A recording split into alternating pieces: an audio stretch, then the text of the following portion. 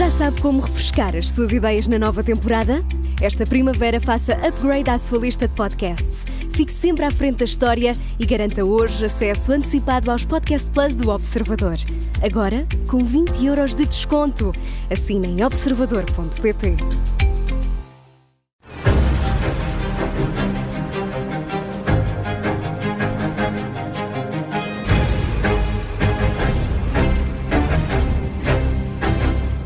Francisco Pereira Coutinho, bem-vindo, obrigado pela disponibilidade para se juntar ao direto ao assunto da Rádio Observador. E aqui ainda muito em cima do acontecimento, Donald Trump recebeu Zelensky na Casa Branca e na Sala Oval pregou uma espécie de raspanete ao presidente ucraniano. Onde é que isto deixa as relações entre os dois países e a posição da Ucrânia no conflito? Muito boa tarde. Acima de tudo, é sintomático da tensão existente neste momento entre os Estados Unidos e a Ucrânia. Esta administração, em particular o seu presidente e o seu vice-presidente, que também entrou num verdadeiro bate-boca com Zelensky, algo que de facto ainda não tínhamos visto nestes últimos 3 anos no contexto deste conflito, mas nada que surpreenda particularmente com esta administração norte-americana. É preciso lembrar que ainda há pouco mais de uma semana Trump chamou Zelensky de ditador e veio dizer que ontem que já não se lembrava de ter dito isso e foi para fazer um post nas redes sociais, mas realmente é um espetáculo absolutamente degradante que mostra bem o estado de espírito desta administração americana e a forma como trata os aliados. É no fundo um bocadinho a política espetáculo trazida para a alta diplomacia, algo que de facto já não estávamos habituados, pelo menos nos últimos 4 anos, mas Trump funciona desta maneira e o seu vice-presidente igualmente. Agora, Zelensky não tem a mesma arte para estar com Trump do que, por exemplo, teve muito recentemente Macron, quando esteve com Trump e inclusivamente conseguiu corrigi-lo, mas Zelensky tem outro tipo de temperamento, é um líder de um país em guerra que luta pela sobrevivência e portanto, não se deixa coagir pelos Estados Unidos, mesmo quando é vítima de uma verdadeira extorsão, como aconteceu nas últimas semanas. Francisco, deixa-me só perguntar-lhe uma coisa. Esta visita é essencialmente para assinar o famoso acordo. É possível que este episódio coloque em risco essa assinatura desse acordo por causa das terras raras? Bem, eu acho que não podemos excluir absolutamente nada. Eu creio que não, até porque esse acordo foi negociado e eu estava a referir isso. A forma como esse acordo foi negociado, eu acho que é particularmente significativa. Isto começou há 2 semanas, quando o Donald Trump enviou o secretário do Tesouro, Scott Bessent, à Ucrânia, e Bessent terá ido com um acordo e deu 1 hora para os ucranianos assinarem esse acordo. Eles rejeitaram. Depois, na Conferência de Munique, apareceu um outro negociante, o Kellogg, portanto, o enviado especial de Trump para a Ucrânia, juntamente com o vice-presidente, com uma nova versão do acordo um bocadinho mais benéfica, que os ucranianos também rejeitaram, e ainda apareceu um terceiro, Lutnick, o secretário do Tesouro, com uma versão também absolutamente leonina do acordo.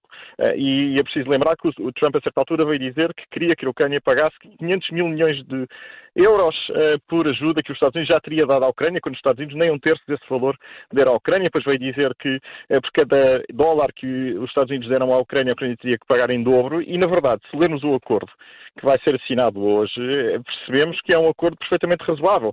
Portanto, um fundo para a reconstrução da Ucrânia que vai ser participado de forma profissional pela ajuda que os Estados Unidos vão dar à Ucrânia a partir de agora. Portanto, os Estados Unidos a partir de agora exigem uma contrapartida e a Ucrânia contribuirá para o fundo com a exploração de minérios, terras raras ou outros tipos de recursos, como por exemplo o petróleo e gás natural, para esse fundo, e esse fundo depois vai investir os seus recursos na Ucrânia. Portanto, os Estados Unidos ficarão com uma participação nesse fundo com base em ajuda financeira ou militar que derem a partir de agora. Trump hoje já veio dizer que vai continuar a apoiar a Ucrânia, mas disse que o vai fazer não durante muito mais tempo porque quer um acordo de paz. Portanto, está, de facto, a pressionar a Ucrânia para ceder. Agora, é evidente que a Ucrânia pode ceder, e Zelensky já deu sinais de que poderia ceder, designadamente reconhecendo, ainda que não formalmente, o território que a Federação Russa ocupa neste momento. Agora, aquilo que nós não observamos é o mesmo tipo de pressão sobre a Federação Russa. Pelo contrário,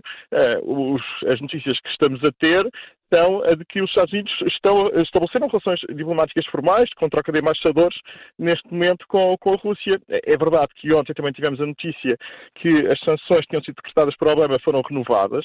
E, portanto, há aqui sinais muito contraditórios vindo da administração norte-americana. Agora, é evidente que dentro da administração existem aqueles, como por exemplo J.D. Vance, para quem a capitulação da Ucrânia é algo que para ele é completamente irrelevante, porque ele acha que isto é um problema dos europeus e nós vimos o que é que ele fez enquanto esteve cá há 2 semanas a apoiar a extrema-direita alemã e, portanto, ele verdadeiramente acha que está envolvido numa guerra existencial com a Europa e num alinhamento estratégico bastante forte e claro com a Federação Russa. No meio de tudo isto, os ucranianos estão de facto encostados a uma parede porque de facto precisam do apoio americano, porque contar apenas com o apoio europeu a médio prazo será muitíssimo difícil para suster as próximas ofensivas da Federação Russa. Portanto, neste momento, de facto, Zelensky deveria possivelmente ter tido outro tipo de contenção hoje, na forma como lidaria tanto com Trump como com Vance, mas enfim, não é da sua natureza e o resultado foi este espetáculo que vimos hoje. De facto,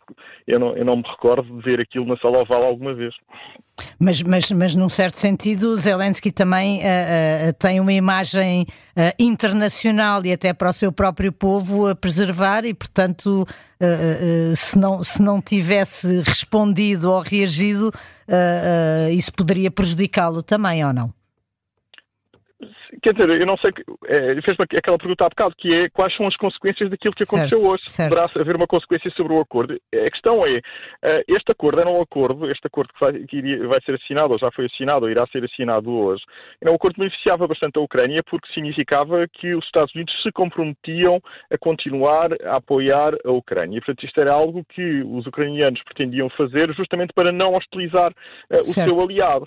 Agora, Zelensky, até na forma como se veste, não se veste de fato e gravata, veste-se como um líder em guerra e não aceita ouvir aquilo que ouviu por parte, especialmente, do vice-presidente J.D. Vance, e isso levou justamente a que fosse acusado de ingrato, de não agradecer o apoio americano, quando de facto ele tem feito repetidamente. Agora, Trump, de facto, é alguém que é um grande narcisista, como nós sabemos, gosta de rodear-se de bajuladores no essencial e, portanto, não está nada habituado a este tipo de respostas por parte de alguém que ele acha que está completamente dependente dele e que não sobrevive sem os Estados Unidos. Aliás, ele disse isso mesmo hoje na cara, na Sala Oval, que ele tinha que aceitar um acordo porque era aquilo que ele queria. Bem, mas as relações internacionais são um bocadinho mais complexas, a realidade também é um pouco mais complexa do que isto, mas verdadeiramente as relações entre os dois já não eram boas. É preciso também perceber que Zelensky esteve envolvido no primeiro impeachment de Donald Trump, quando Trump o coagiu a procurar encontrar informação incriminadora sobre o filho de Biden. Como todos nos recordamos, isto levou ao primeiro impeachment. Portanto, há aqui uma história entre os dois que não é, de facto, muito agradável. Por outro lado, Trump procura afastar-se o mais possível de Biden, que foi um grande apoiante de Zelensky e, portanto, verdadeiramente, Zelensky sente-se muito acossado e respondeu. E ainda por cima respondeu numa altura em que foi aos Estados Unidos. Zelensky esteve com Donald Trump na inauguração de Notre Dame e tinha-se queixado, designadamente numa entrevista à Economist, que não tinha falado com Donald Trump desde essa altura, desde dezembro. E quando Donald Trump, entretanto, fala regularmente com Vladimir Putin, sentiu-se que estava a ser colocado à parte das negociações sobre o seu próprio país. E portanto, tinha esta oportunidade, de facto, de estabelecer aqui pontos com a nova administração, e ainda por cima, no contexto da negociação de um acordo, de uma versão de um acordo que, a meu ver, daquilo que eu li, eu também sou professor de Direito, me pareceu bastante razoável. Porque é preciso também recordar que, por exemplo, os britânicos acabaram de pagar aos Estados Unidos os empréstimos que foram dados durante a Segunda Guerra Mundial na década passada. Portanto, demoraram 50 50 anos a pagar. Portanto, há aqui uma certa tradição dos Estados Unidos em pedirem contrapartidas sobre o apoio que dão aos seus aliados. Sobre isso, eu não vejo nenhum problema. Agora, tendo em conta que os Estados Unidos estão a negociar com a Rússia nas costas dos ucranianos, os acontecimentos de hoje não auguram absolutamente nada de bom para a Ucrânia. Isto, obviamente, vai ter um efeito ricochete também para a Europa, como vamos ver nas próximas semanas, que vai ter que arranjar forma de se substituir aos Estados Unidos no apoio militar à Ucrânia. O apoio financeiro, isso conseguimos dar, seguramente. Agora, o apoio militar será um pouco mais complexo e vamos ver até onde é que os Estados Unidos vão procurar forçar os ucranianos a uma paz que os ucranianos não consideram justa. Enfim... Porque hoje voltou a falar em concessões Donald Trump nessa conversa. Exatamente, concessões. Mas que concessões são essas? É uma paz nos termos definidos pela Federação Russa? Esse é que é o ponto que ainda não percebemos. O problema da administração de Trump desde o início, nós sabemos isso, é que é profundamente errática e não parece haver aqui um plano muito claro. Os russos, enfim, encaram esta guerra como uma guerra identitária, portanto não vão desistir enquanto a Ucrânia não se transformar num Estado satélite russo. E, portanto, não querem que a Ucrânia adira à NATO, também não estão interessados numa Ucrânia membro da União Europeia e Putin acha, e aliás Trump disse isto hoje, disse a Zelensky, não tens cartas para jogar este jogo, não tens nada na mão. Enquanto que os russos têm, não é? Porque ouvimos geralmente o vice-presidente Vance vir dizer nas redes sociais que isto é uma guerra perdida para a Ucrânia, completamente inútil continuar a apoiar a Ucrânia, porque a Rússia é um país muito maior, com muito mais recursos, e portanto os Estados Unidos não estão dispostos a continuar a fazer prolongar esta guerra. Agora, das duas uma, a guerra termina nos termos definidos pela Federação Russa, isso não é aceitável para os ucranianos. Seria um suicídio político. Isso Zelensky nunca nem poderá para a Europa. aceitar. Nem para a Europa. Esse é que também é um ponto. Há muitos países europeus. Quando falamos da Europa, enfim, há países europeus para quem também não haveria problema nenhum. Por exemplo, a Hungria, não é? Certo. Nós sabemos, ou a Eslováquia, portanto. Sim, mas para a maioria dos países europeus, e ainda por cima, nós temos agora a boa notícia que vamos ter, em princípio, o novo chanceler, Merz, que disse muito claramente que para a Europa essa solução que neste momento está a ser negociada, achamos nós, entre os Estados Unidos e a Federação Russa, não é aceitável para a Europa. Agora, posta de parte, e esse é o ponto que me parece mais preocupante, que era uma esperança que nós tínhamos nos últimos meses, era aquela ideia dos Estados Unidos procurarem impor uma paz pela força, que era algo que Trump, a certa altura, deu a entender que poderia querer fazer, ou seja, tentar forçar a Rússia a uma paz justa. E isso passaria designadamente por dar mais apoio à Ucrânia, tornando claro a Putin que não valia a pena insistir, porque já há sinais também de alguma fadiga do lado russo, designadamente no plano da economia. Aliás, nós estamos a ver neste momento, na frente de batalha, os avanços russos são cada vez menos significativos e, portanto, os russos também têm problemas. E, portanto, poderia ser este o momento em que uma nova administração americana disse assim, senhora, vamos acabar com a guerra e a guerra vai terminar em termos que possam ser aceitáveis para a Ucrânia. Agora, o espetáculo que vimos hoje, aparentemente, não nos dá nenhuma indicação de que os americanos estejam dispostos a avançar nesse